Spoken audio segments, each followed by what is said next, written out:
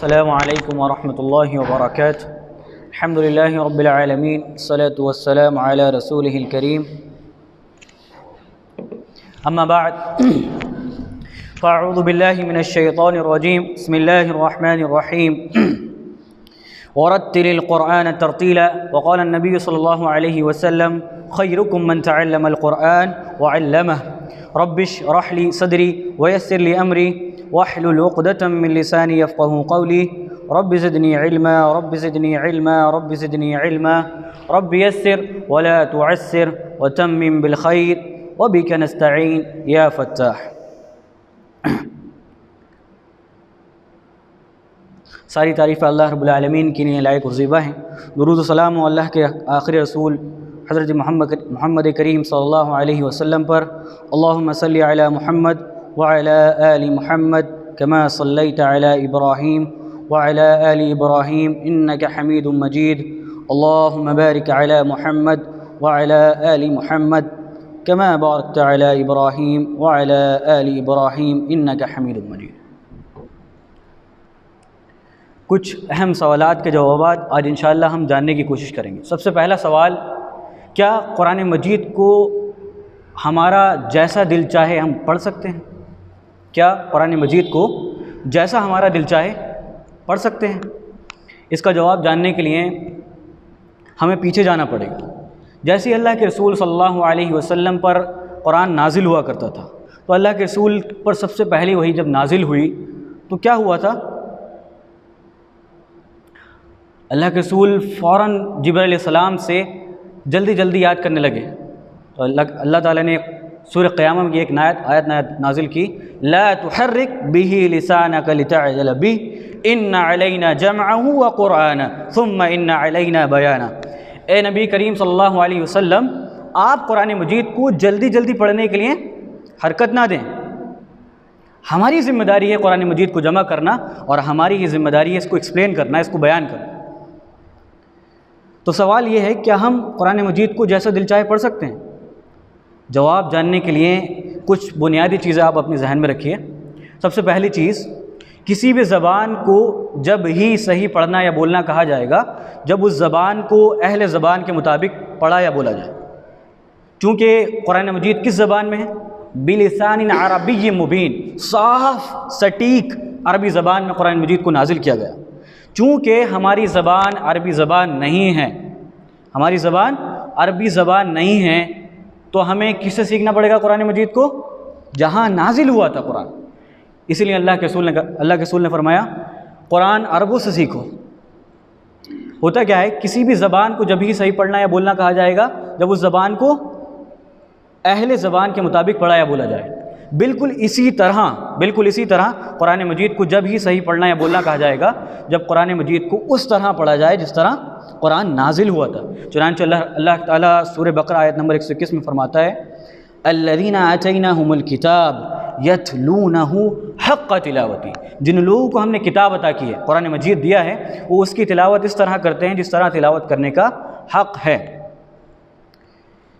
جو ابھی میں نے کہا کہ کسی بھی زبان کو جب ہی صحیح پڑھنا یا بولنا کہا جائے گا جب اس زبان کو اہل زبان کے مطابق پڑھا یا بولا جائے۔ اب چونکہ ہماری زبان عربی زبان نہیں ہے، جب ہم عربی حروف کی ادائیگی کریں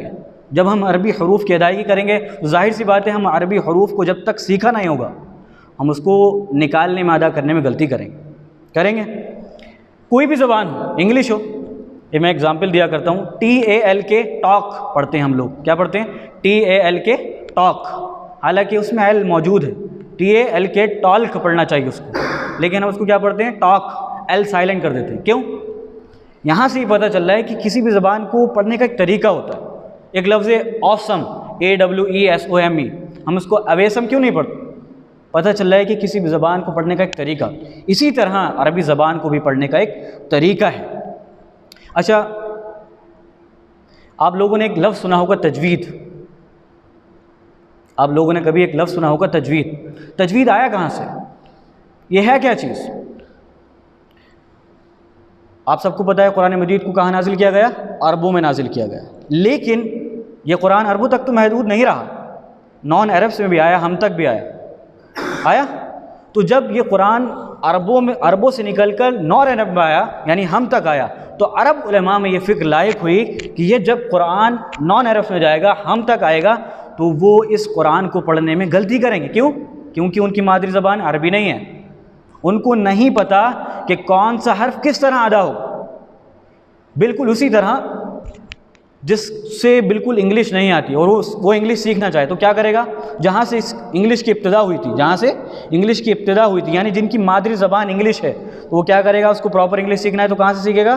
جن کی مادری زبان انگلش ہے، نہیں تو پھر ٹاک کو وہ ٹالک وغیرہ پڑھ دے گا۔ بالکل اسی طرح جب قرآن عرب سے نان عرب میں آیا، یعنی عرب سے ہم تک آیا، تو عرب علماء میں یہ فکر لائق ہوئی کہ جب یہ قرآن ہم تک آئے گا، نان عرب میں آئے گا، تو وہ اس قرآن کو پڑھنے میں غلطی کریں گے۔ تو انہوں نے، عرب علماء نے اکٹھا ہو کر ایک فن جمع کیا، ایک کورس جمع کیا، ایک پروجیکٹ تیار کیا جس کو ہم تجوید کے نام سے جانتے ہیں، تجوید اور کوئی جادو منتر ونتر نہیں ہے، ایک کورس، ایک پروجیکٹ ہے جس کے ذریعے، جس کو سیکھ کر ہم قرآن مجید کو اس طرح پڑھنا سیکھ سکتے ہیں جس طرح قرآن نازل ہوا۔ اگر ہم نے تجوید کو نہیں سیکھا تو ہم قرآن کو اس طرح نہیں پڑھ سکتے جس طرح قرآن نازل ہوا ہے۔ اس کی کئی ساری مثالیں ہیں۔ قرآنی حروف میں ہم جب دیکھتے ہیں الف با تا ثا جیم ہا خا سے لے کے یا تک، تو ہمیں کچھ ایسے حرف ملتے ہیں جن کی آواز لگ بھگ سیم ہوتی ہے۔ میں اگزامپل دوں آپ کو، ہا اور ہا، ایک ہوتی چھوٹی ہا اور ایک ہوتی ہے بڑی ہا، ٹھیک ہے؟ تو اگر ہمیں یہ نہیں پتہ کہ بڑی ہا کا نکلنے کا کون سا پارٹ ہے منہ میں، یا چھوٹی ہا کا نکلنے کا کون سی جگہ ہے منہ میں، تو ہم ظاہر سی بات ہے بڑی ہا کو چھوٹی ہا پڑھ دیں گے اور چھوٹی ہا کو بڑی ہا پڑھ دیں گے۔ اور یہ کرنے سے کیا ہوگا؟ آپ دیکھیے سورہ کوثر میں اللہ رب العالمین کا ارشاد ہے فَصَلِّ لِرَبِّكَ وَانْحَرْ، اے نبی کریم صلی اللہ علیہ وسلم آپ اپنے رب کے لیے نماز پڑھیے، وَانْحَرْ اور قربانی کیجیے۔ وَانْحَرْ، یہاں جو وَانْحَرْ لفظ ہے اس میں بڑی ہا استعمال کی گئی ہے، جو کہ اس طرح ادا ہوتی ہے ہا، بالکل کلیئرٹی کے ساتھ حلق کے بیچ حصے سے، ٹھیک ہے؟ لیکن اگر ہمیں یہ نہیں پتا کہ بڑی ہا اس طرح نکلتی ہے ہا، اس کا مخرج وسط حلق کے حلق کا بیچ کا حصہ، تو ہم اس ہا کو ہا پڑھ دیں گے، اور وَانْحَرْ کے بجائے کیا ہو جائے گا؟ وَانْحَرْ۔ اور ان دونوں کا معنی آپ دیکھیے کس طرح عجیب و غریب ہو جائے گا۔ وَانْحَرْ کا معنی کیا بتایا میں نے آپ کو؟ کہ آپ اپنے رب کے لیے کیا کریے؟ قربانی کیجیے۔ اور وَانْحَرْ کا معنی ہو جائے گا آپ اپنے رب سے جھگڑا کیجیے، نعوذ باللہ من ذالک۔ آپ دیکھ رہے ہیں ضرورت اس بات کی ہے کہ ہم نے بچپن سے لے کے آج تک کیا کیا نہیں سیکھا، سب کچھ تو سیکھ لیا، نہیں سیکھا تو قرآن مجید کو صحیح طرح سے پڑھنا نہیں سیکھا۔ آپ مجھے بتائیے کہ ہماری زندگی کا کوئی بھروسہ ہے؟ سورہ عصر اس بات کی شہادت دیتی ہے کہ اپنے ایک ایک لمحے کو، ایک ایک فرصت کے اوقات کو غنیمت جانی۔ اللہ رب العالمین نے سورہ عصر کا آغاز ہی اس طرح کیا ہے کہ آپ کے رونگٹے کھڑے ہو جائیں گے۔ والعصر، زمانے کی قسم۔ زمانہ کسے کہتے ہیں؟ زمانہ دو طرح کا ہوتا ہے، دہر بھی زمانہ ہے، سورۃ الدہر 29ویں پارے میں ایک سورہ ہے سورۃ الدہر، اس کا معنی بھی زمانہ ہے، اور عصر کا معنی بھی زمانہ ہے، لیکن دونوں میں فرق ہے۔ دہر اس زمانے کو کہتے ہیں کہ جب سے دنیا بنی ہے اور جب تک دنیا رہے گی، اس گیپ کو دہر کہتے ہیں۔ اللہ رب العالمین نے وہ دہر نہیں کہا، والعصر کہا۔ اور عصر کس کو کہتے ہیں؟ جب سے میری پیدائش ہوئی ہے، آپ کی پیدائش ہوئی ہے، اور جب تک آپ کو موت آئے گی، اس گیپ کو، اس دورانیے کو دہر کہتے ہیں۔ یعنی عصر کا دوسرا نام کیا ہوا؟ عمر۔ اور عصر کی حقیقت میں بہت چیزیں داخل ہیں۔ عصر کی حقیقت میں کیا داخل ہے؟ نچوڑنا۔ اور عصر کی حقیقت میں تیز روی داخل ہے، تیز روی۔ عصرہ یا عصرو کا معنی ہوتا ہے نچوڑنا۔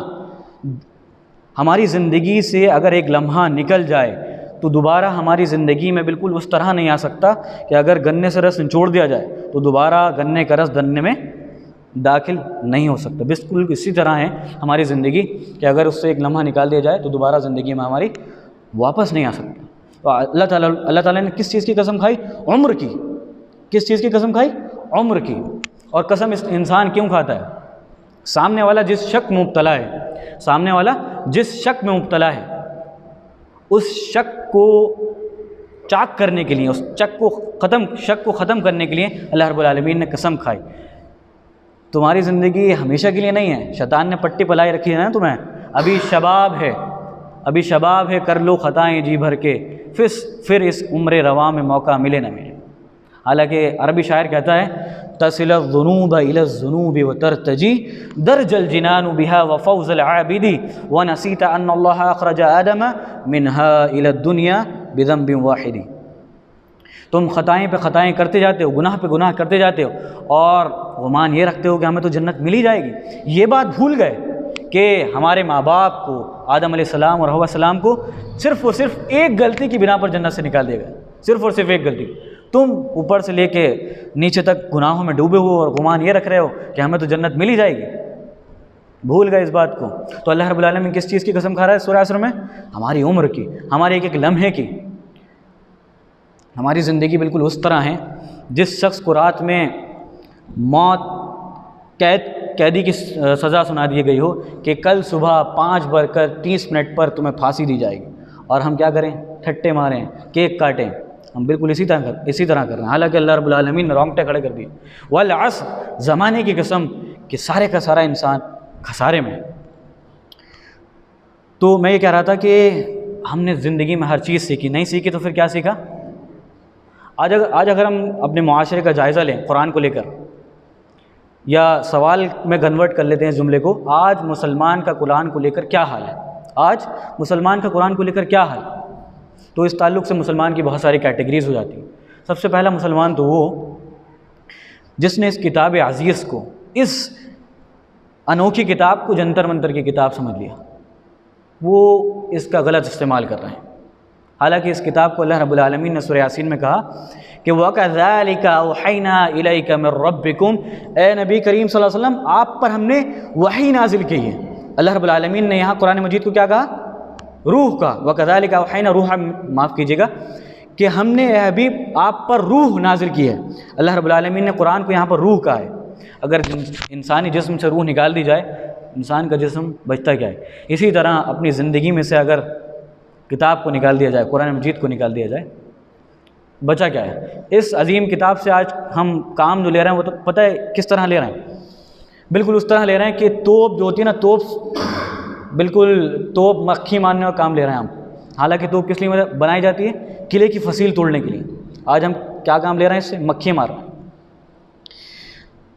صحیح کہا تھا علامہ اقبال نے، آج مسلمان کا حال قرآن کو لے کر یہ ہو چکا ہے کہ کوئی مرنے والا ہو تو اس کے برابر میں بیٹھ کر سورہ یاسین پڑھ دو تاکہ وہ آرام سے مر جائے۔ آج مسلمان کا بالکل یہی حال ہے۔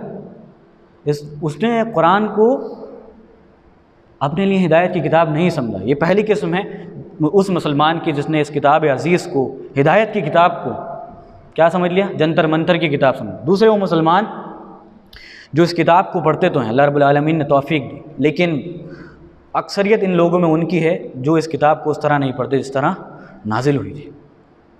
تو ضرورت اس بات کی ہے کہ ہم قرآن مجید کو اس طرح پڑھنا سیکھیں۔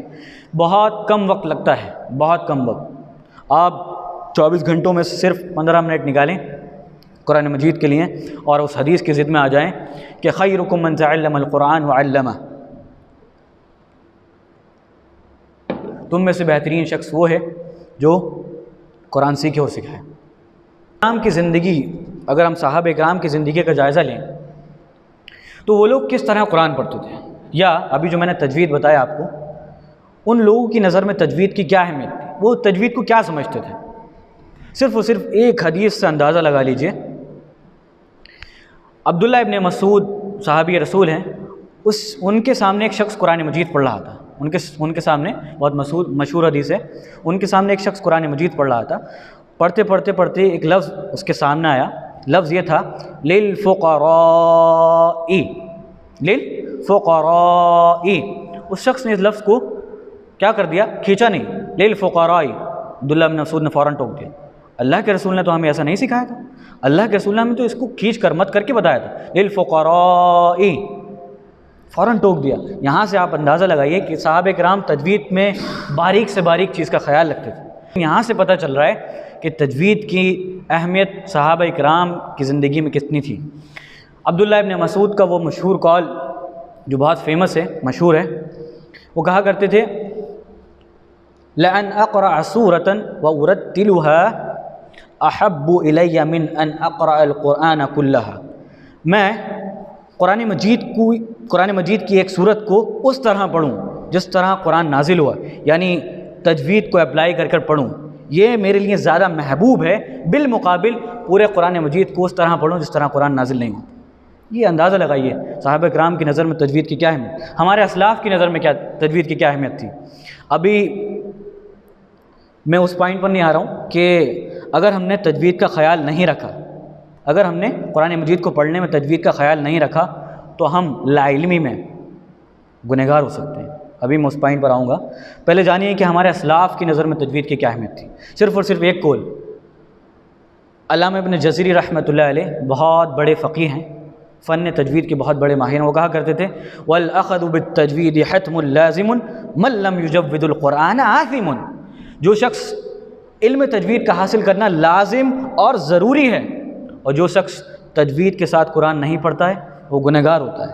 آئیے جانتے ہیں کہ اگر ہم نے تجوید کے ساتھ قرآن مجید کو نہیں پڑھا تو ہم گنہگار کس طرح ہو سکتے ہیں۔ ابھی میں نے مثال جو دی بڑی ہا اور چھوٹی ہا کی، اگر ہم نے قرآنی حروف کو ادا کرتے وقت ان کے مخارج یعنی وہ کہاں سے ادا ہو رہے ہیں اس بات کا ہمیں علم نہیں ہے، ٹھیک ہے، تو بڑی آسانی سے کچھ حرف ایسے ہوتے ہیں بڑی آسانی سے ایک دوسرے میں مل جاتے ہیں، جیسے ابھی میں نے ہا اور ہا کا اگزامپل دیا آپ کو، ٹھیک ہے۔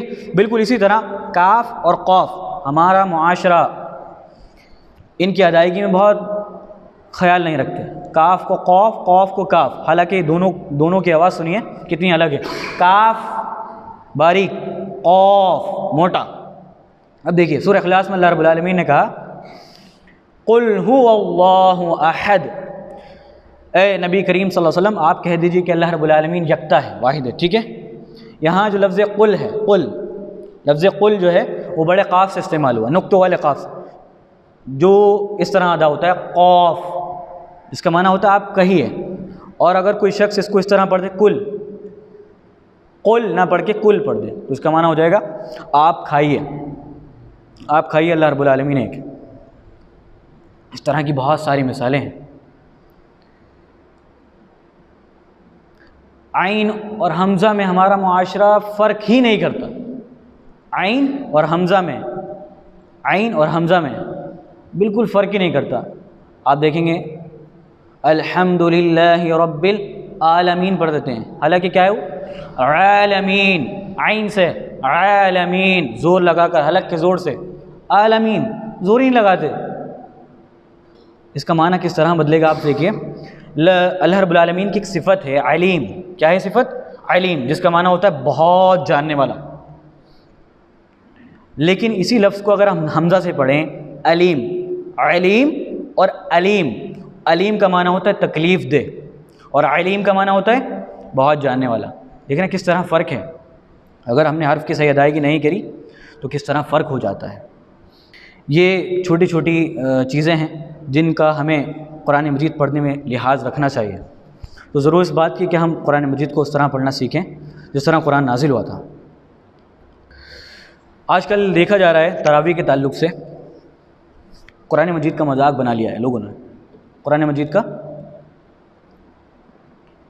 ایک دن میں 7 پارے ہو رہے ہیں، 6 پارے ہو رہے ہیں۔ تو مجھے بتائیے کیا قرآن مجید کو زیادہ پڑھنا اہم ہے یا قرآن مجید پر تدبر کرنا، اس طرح پڑھنا جس طرح قرآن نازل ہوا، یہ اہم ہے؟ بتائیے، جس طرح نازل ہوا۔ آپ اس حدیث کو ذہن میں رکھیے، اللہ کے رسول صلی اللہ علیہ وسلم کی ایک رات ایسی تھی جس پر اللہ کے رسول صلی اللہ علیہ وسلم نے پوری رات گزار دی، ایک آیت پر پوری رات گزار دی۔ کون سی آیت تھی وہ؟ اللہ رب العالمین کا ارشاد ہے ان تعذبهم فإنهم عبادك وإن تغفر لهم فإنك أنت الغفور الرحیم، اے اللہ رب العالمین اگر تو انہیں عذاب دے تو یہ تیرے ہی بندے ہیں، اور اگر تو انہیں معاف کر دے تو بہت بڑا غفور الرحیم ہے۔ یہ آیت پڑھ رہے ہیں اللہ کے رسول اور روتے جا رہے ہیں، اسی طرح پوری رات گزر جاتی ہے۔ علامہ ابن قیم لکھتے ہیں اس حدیث کی روشنی میں کہ ضروری یہ نہیں ہے آپ قرآن مجید کو زیادہ پڑھیں، ضروری یہ ہے کہ آپ قرآن مجید پر تدبر کریں، اس پر غوطے ڈال دیں، اس پر ڈیپ اسٹڈی کریں، اس کو اس طرح پڑھیں جس طرح قرآن نازل ہو۔ آج کل ایسا ہو رہا ہے؟ نہیں ہو رہا، فر چل رہا ہے، اتنی تیزی سے قرآن مجید پڑھا جا رہا ہے کہ لگتا نہیں کہ قرآن مجید ہے یا کوئی اور بک ہے یہ۔ حالانکہ صاف حکم اللہ رب العالمین نے سورہ قیامہ میں کہا کہ لا تحرک بہ لسانک لتعجل بہ، اے نبی کریم صلی اللہ علیہ وسلم آپ اپنی زبان کو قرآن مجید کو پڑھنے کے لیے حرکت نہ دیں، جلدی جلدی پڑھنے کے لیے حرکت نہ دیں۔